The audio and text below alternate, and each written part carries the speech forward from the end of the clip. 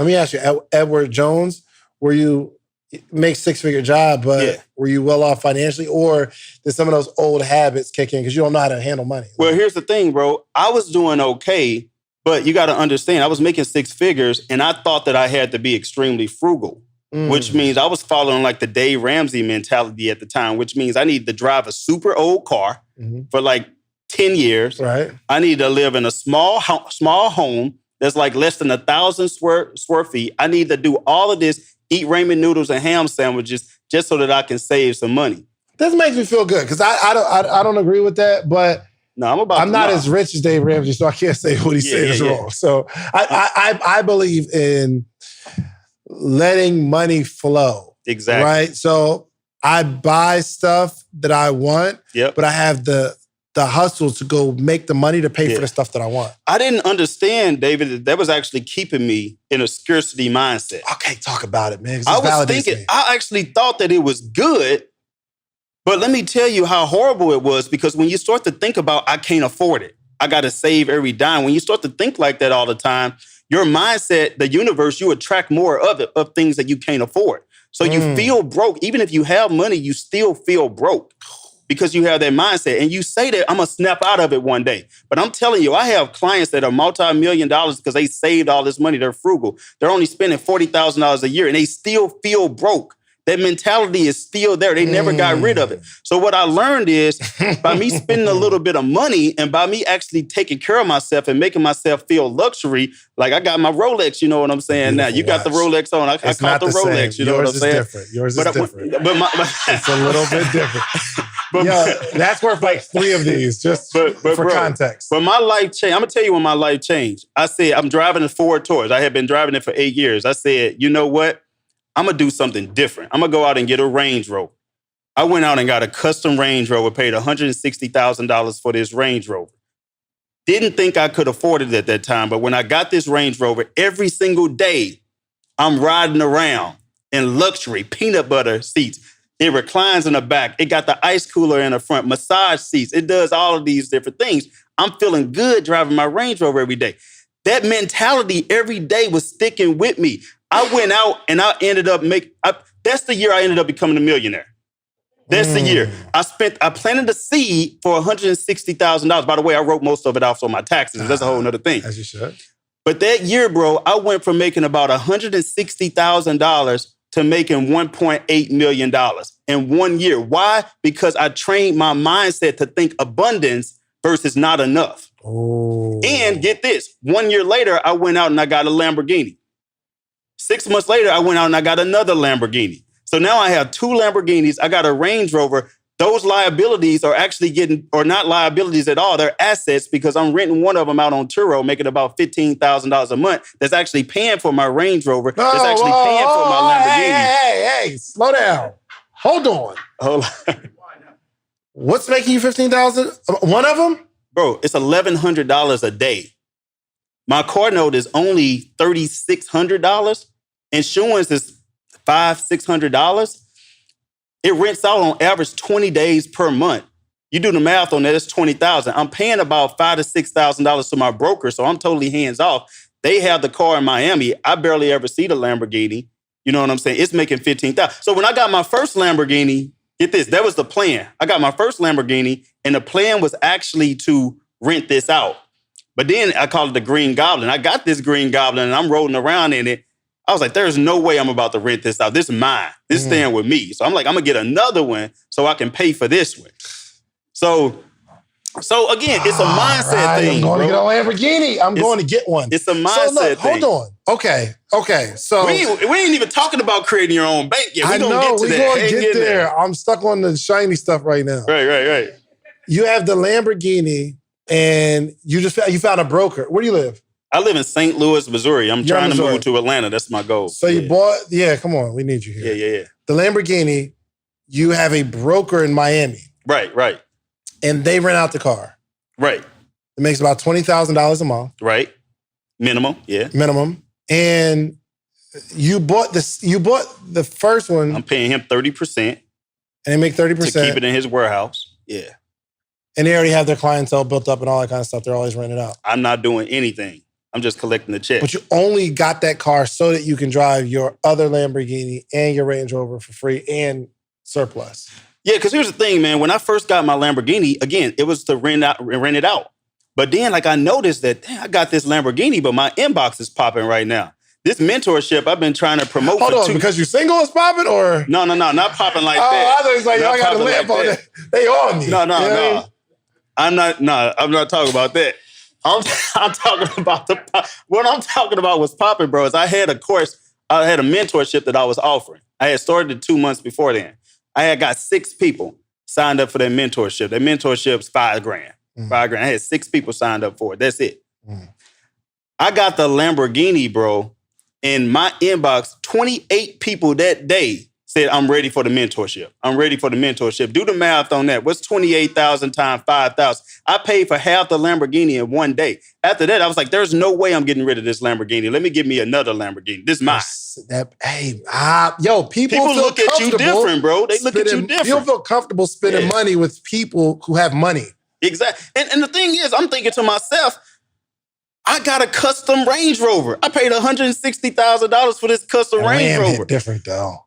That was my dream car. I never even thought about a Lamb until I got around y'all Atlanta people. but I'm telling you, that was my dream car, bro. But the Lamb is different. The Lamb is different. Do I need a Lamborghini, you think? You got to have a Lamborghini, bro. You got to have Not only that, bro, the first week that I got the Lamborghini, I got invited to this Lamborghini club. President of the Lamborghini Club of my state of Missouri invited me to it. I'm talking about surgeons, doctors, business owners. These people this mansion, I got access to all of these people. So it's so much more than just having a Lamborghini. So what does a Lamborghini in my mind symbolizes? It symbolizes hope. And I'm promoting Lamborghini. I'm not getting any affiliate. I need to be getting some kind of affiliate for this. But get this. This is when I knew I needed to keep. This is another reason why I knew I need to keep my Lamborghini. I'm driving. I'm pulled up for some gas. That's a whole nother story. I ran out of gas 2 times in a week because I didn't realize how that mug can eat some gas. Right? I left a mansion party on the highway, ran out of gas on the side of the road. It was embarrassing as hell. But so I'm at the gas station. And this guy, he comes out of a truck. He had just got here from Africa, he said. He was from, he was from Haiti. So he got here from Haiti. And he says, bro, do you mind if I take a picture with your Lamborghini? I said, yeah, go ahead, man. Take a picture. Want me to take the picture for you? So I'm taking a picture for him. And then I said, bro, go ahead. Sit in. Have a seat. Sit in. He said, okay, fine. He said, I'm going to sit in. He said, I can sit in it for real? I said, yeah, go ahead, sit in it. So he sit in it. I said, rev it up. I'm letting him rev it up, recording him the whole time. I'd have stole your car. He could have. He could have. But get this. Dude starts crying, bro. He starts crying.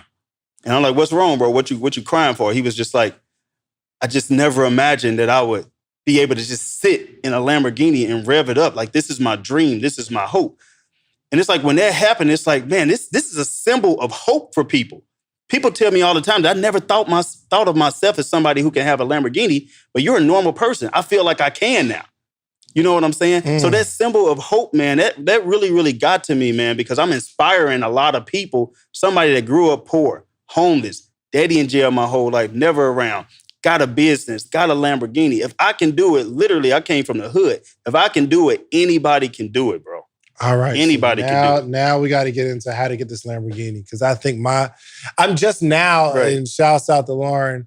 She's, I got a CFO. Yeah. And she, for one, my books were all over the place. Yeah. Okay. I mean, I'm not afraid to say it, but all over the place. I didn't know what was going on.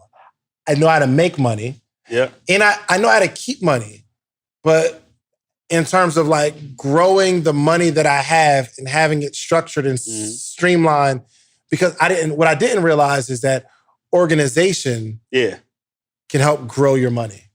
Bro, how would you like to know? Being organized. How would you like to know how I actually paid for this Lamborghini with none of my own money? Nothing down. Also, how I also got 180 units of real estate doing the exact same thing. Amazon business is doing the exact same thing. Like, that's what I want to make sure you know. Like, I don't want you to go out and get a Lamborghini and spend all of your cash. Good, because I was about to go get one. Good, thank you. I'm glad you said that, because I was like, today. In my head, I'm like, oh crap! Now I have a justification. It's going to help me make more. Oh yeah, let's go. No, we got to break some stuff down. I'm gonna teach you some secrets of the ultra wealthy, bro. Let's go. Let's start with this is what I wanted to talk about.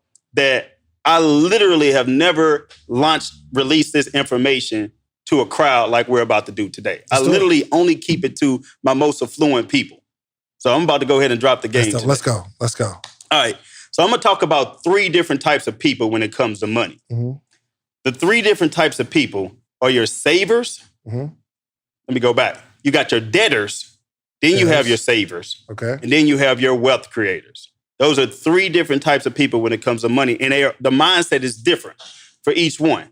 The debtors are the one that's always in debt. You got it, right? The debtor is always... Debtors we got in the room? Yeah, you got to raise your hand, huh? Right? Nobody gonna release themselves to debtors. But you know what I'm talking about. They're in the rat race. These are the people that Dave Ramsey speak to, Susie Orman speak to. They're speaking to the debtor because they're saying your goal should be to be debt-free, to not use debt, just be completely debt-free, etc. So my question to you is, this is my problem with that. If your only goal is to become debt-free, if you think about it, your only goal is to be at 0. There are homeless people on the street right now with no debt that's in a better financial situation than you. That's a fact. They have already achieved your goal, but they're not living like you're living. Mm-hmm. So your goal shouldn't be just to survive. Your goal needs to be, how can I thrive and how can I become a wealth creator? We're not looking to survive. We're looking to thrive. So the next person, bro, is the well, let me break down the debtor. So this is what the debtor does. They're going to go into debt. Then they're going to spend their life paying it off. Then they're going to go into debt again, and they never get back to 0. But then the saver, they're in a lot better position because they say, we're not going into debt. We're going to save our money, and we're just going to pay cash for everything that we do. And that sounds good, right? I'm not in debt. I'm paying cash. But let me tell you how the saver is actually not much better off than the debtor. Talk to me, because I got flamed the other day. I told people that if they use a bank-issued debit card, you're financially, it just shows financial irresponsibility. And it was probably all broke people. Like they was going at me like, what do you mean? No, I'm like, what? These were the debtors, bro. These were the debtors. So here's what you do. The saver, they spend some years saving cash. Let's say you save up $100,000. Mm-hmm. Then they want to go out and buy a car, buy a depreciating asset. They pay 40, 50 grand for the car. And now they got to spend some years building that back up. And then they pay cash again. So their cycle is up and down, up and down, up and down. The problem with that is they keep interrupting the forward momentum of their money. It can't continue to go up if it's constantly going up and down and up and down. This is a key principle. You finance everything that you buy, whether you know it or not. Even if you're a saver, you're financing everything that you buy. Why? Because either you're going to an institution and you're paying somebody else interest, or you're spending your own cash and you're losing the interest that you could have earned had you not spent your own cash. Say it one more time. Either you're going to a financial institution and paying them 5%, 6% interest, like a debtor, or you're spending your cash and you're giving up opportunity costs, which is the opportunity to make the 5 or 6% had you not spent it.